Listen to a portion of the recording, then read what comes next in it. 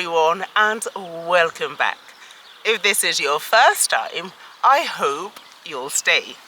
Espero que te quedes. I know, guys, it is nearly summer, which means there will be no more classes. But because there are no more classes, it does not mean that you have to put your Spanish books down and leave it all until September again. No. You cannot do that, because it just means you're going to be pedaling backwards. And we always need to make sure that we're making that necessary progress towards fluency. So today I'm going to give you 10 ways that you can make sure that you're constantly improving your Spanish, and that way, when you get back to school in September, your new teacher or even your old teacher is going to be like, wow, what's happening? Your Spanish is spectacular. That's what we're looking for. And so I'm going to give you 10 ways to make sure that you are working on your Spanish in a fun way this summer. Okay, this is for everyone. So from year 7 all the way up to A level, this applies to you. The first one I'm going to say, I would say this is more for the older students, because they have a lot more experience in Spanish. They've been doing Spanish for longer, so I think this is going to be less stressful for them. I did this and it worked so well for my fluency when I was studying. Telenovelas, chicos. Las telenovelas. Series in Spanish. It is important and is such an overlooked activity, and so you should do that. I would recommend that, since you guys are teenagers, you should look at these 3 series. The first one is Elite. It's a Spanish series based on people your age. And so it's set in a private school. It's a lot of drama, mystery, and just relationships. And so I think this is a really good one. The vocabulary is a little bit more advanced, and so that's why I think maybe for A-level students or year 10 plus. The second one, and also the third one, these are both Mexican telenovelas, and so it's giving you an insight on modern Spanish. Spanish from Mexico. It's very young way of expressing yourself, but it's just hearing alternative ways of speaking in Spanish. So I recommend these 2. The first one is La Flor Más Bella, and again it is around school life, relationships, rivalries, self-esteem, and all those things that you see at this age. And also Rebelde. So Rebelde is also Mexican, and you're going to be seeing a lot of young people slang, which I always think is useful when you're learning a language, not to just be so booky, but also learn how young people speak. So you're definitely going to get a little bit of that with Rebelde. Again, it's about school, friendship, relationships. Fantastic, right up your alley. And so yeah, series this summer, guys. Series. Find one that you love and watch it. Binge watch it if you have to, but watch a little bit at least 3 times a week. Number 2, it's something that I've said before. Get your phone and make sure that you change the language from English to Spanish.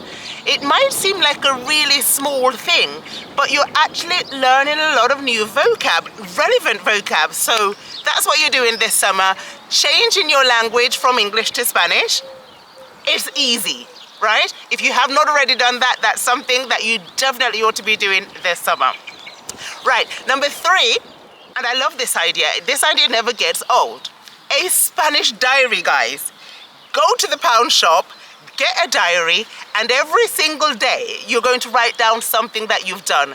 It doesn't have to be a great long text, but a few points explaining what you've done, or what you did this day, what you did yesterday, what you plan to do tomorrow, and so on. So yeah, a simple diary using the present tense, the present continuous, and the future.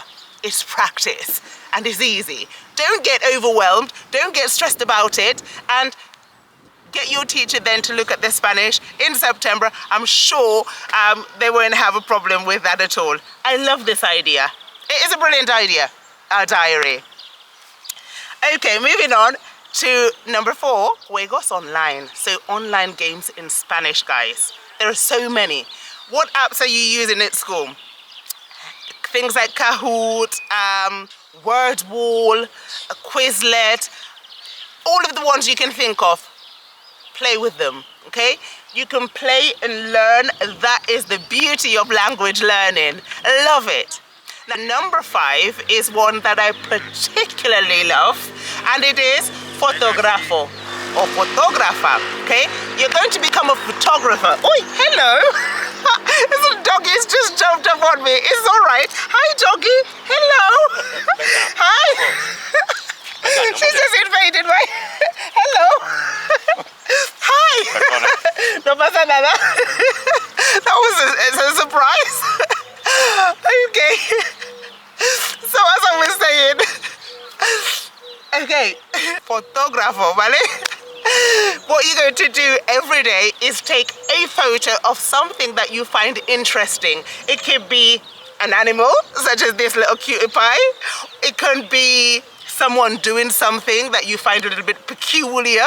It could be something that you're eating.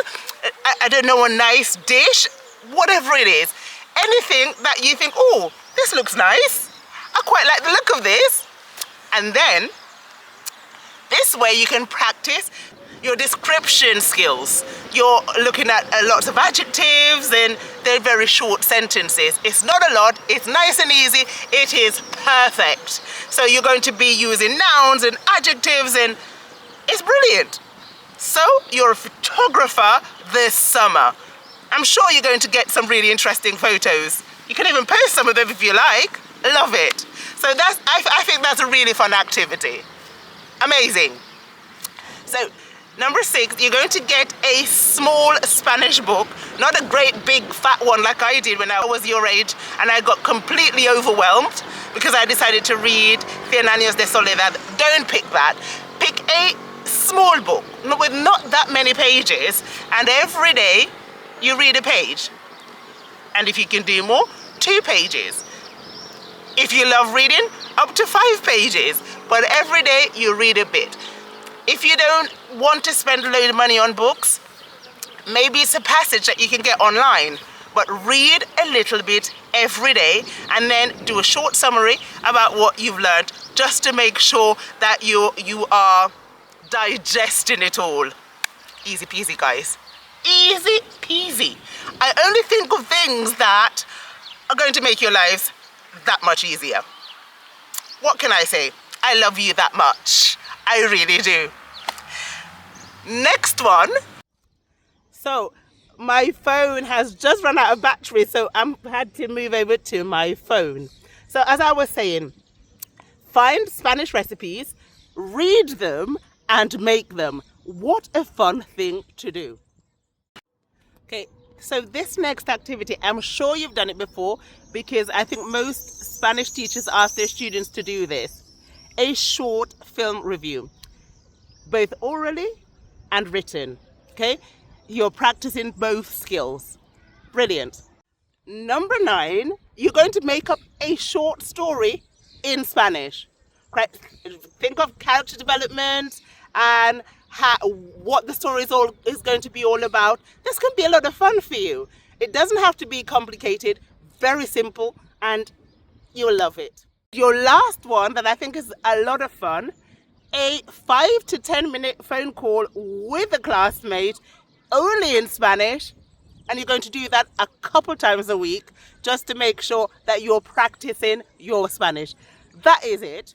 Have a fantastic rest of the week and we'll see each other soon. Bye.